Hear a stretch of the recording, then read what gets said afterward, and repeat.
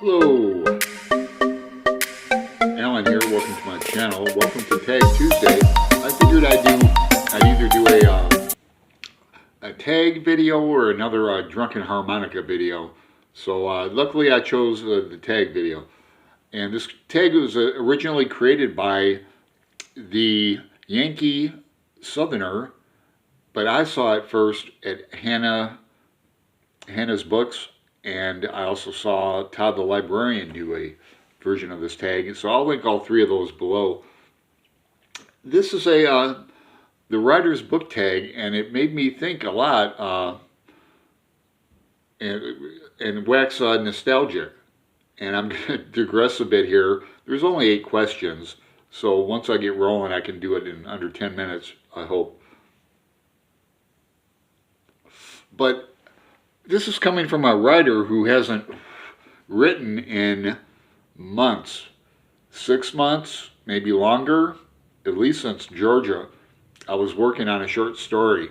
It's typed up. I know how it ends. I haven't written the ending, but it's all marked up in red pen, and you know how I do. If anyone is familiar with my channel, I annotate books, some severely.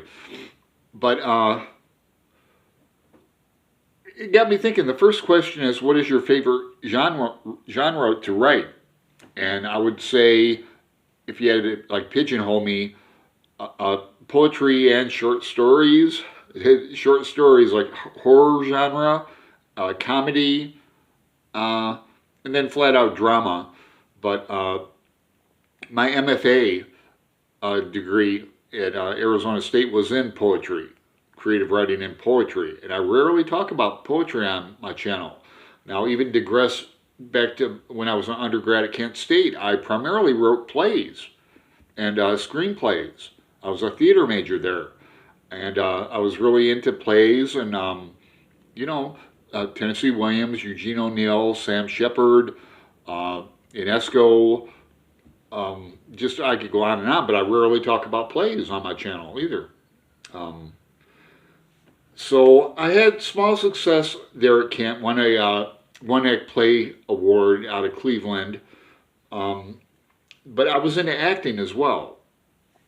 So, but I'm going to digress even further into junior high, high school. I had really influential English teachers and art teachers. But in grade school, I won a contest. Me and a girl in my grade school class, 6th grade, won a contest to be like these TV anchor men and women. And we had to write about why we wanted to do that. And then I remembered in junior high, I won a contest once about an essay about what it'd be like to be in a wheelchair in our junior high school, which was like a new high school at the time in Toledo, Ohio. So, and I was on TV for that, doing wheelies. And so I had like an encouragement to write, and I could always make up like rhymes and little songs, and my grandfather was like that too. So I think we digressed enough. I've written articles as well, Joycean articles, tarot, and like Kabbalah, occult articles, online articles, but I haven't published anything in 10 years, or maybe more. I have published probably a dozen short stories, many poems. I've applied for NEA grants, but not recently. It just kind of went out the window. But then I do have a short story that I know how it's going to end. I want to finish it like next year. I don't even have a typer now. That's one of the questions down below too. I don't have a computer or a laptop or anything. This year, I'm living in hotels and boarding houses, people. I don't have any stability, so it's hard. Let's see. I'd also like to write some nonfiction. At our central library here in Portland, they have a writer's room, but the only caveat about that is it has to be something about Oregon or Portland. So I'd like to study the Burnside Bridge. They just overhauled it last year, and so there's a lot to write about. The Portland Burnside Skate Park is under it, and there's a lot of buildings around it. Question 2. Short stories or novels? and I'm going to take this poetry, free verse or forms. So I have a couple abandoned novels that are in boxes in my father's attic in Phoenix. And by abandoned, I mean I don't know how many words, but hundreds of pages worth. I have a prison novel called Rideout, after the main character, Johnny Rideout. I wouldn't mind going back to that and looking at it and go like, WTF? Who the hell wrote this?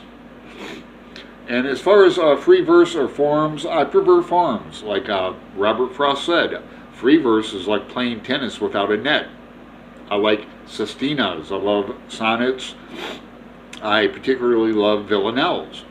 My favorite villanelle and possibly favorite poem of all time is Elizabeth Bishop's One Art. The art of losing isn't hard to master. Ride it, like disaster. Question 3.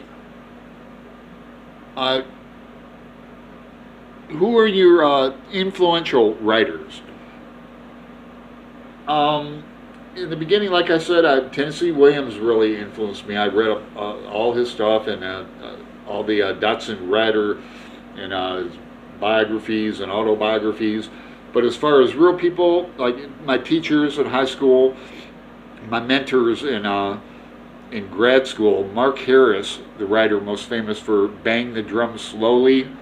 He did a series of baseball-themed novels, but he was a prolific writer.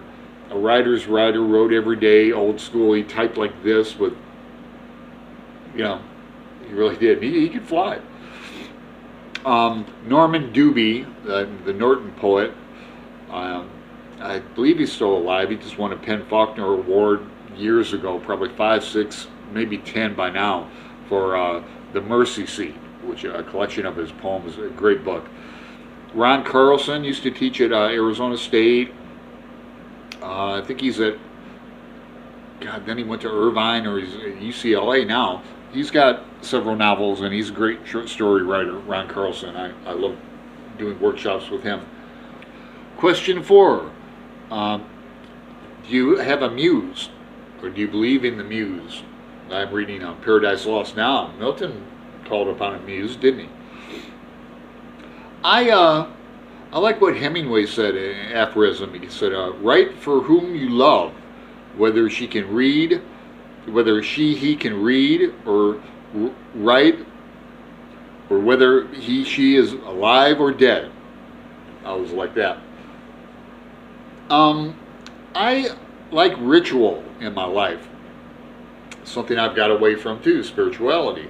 But I don't know if you'd call it a muse, but I like to set a mood when I write, and maybe I smudged before I've written before, things like that. 5. Do you participate in Nanowrimo? No, I haven't yet. I kind of ghosted it last year or the year before. I mean, I kind of followed, but didn't. I just watched. I would love to next year, and maybe start thinking about that, huh? 6. Do you like live write-ins? I think that's referring to like a big workshop, or I equate it to flash fiction. I enjoy that type of exercise or activity where you either have a theme to write on, and it has to be in like a paragraph, or it's a timed session, like you have 2 minutes to write a story. I enjoy that. 7. Do you write first draft on paper or a typer, computer? I would say paper. Always in poetry, paper. And when I say I haven't written in 6 months or more, I still journal. I have my journals in my storage as well, but I use those Mead composition books. I've been as far as a diary, I have years worth of diaries. But I first draft primarily. I can write short stories on a typer, and but then I'm a heavy editor, and I'm quick to cut. I'm always trying to cut. I tend to overwrite, and I'll write. Sometimes I'll write a story knowing how it's going to end, but I'll have a premise for it, or some ideas, or some scenes. Now, I like to study different writers too, and I like John Irving won't even begin a novel until he writes the last sentence. And last question 8. Are you a plotter, a pantser, or a planner? And I'm a pantser. A plotter is somebody who outlines things. I rarely do that. A pantser is, I think, a cross between a plotter and a planter. Am I getting these correct? This is from Nanowrimo, right? A pantser or a planter. I'm in between. So I'm not going to tag anybody, but because I'm not sure who's writers and who are just primarily readers. But if you do the tag, please comment below and I'll check your video out. So, how long has it been? 11:11.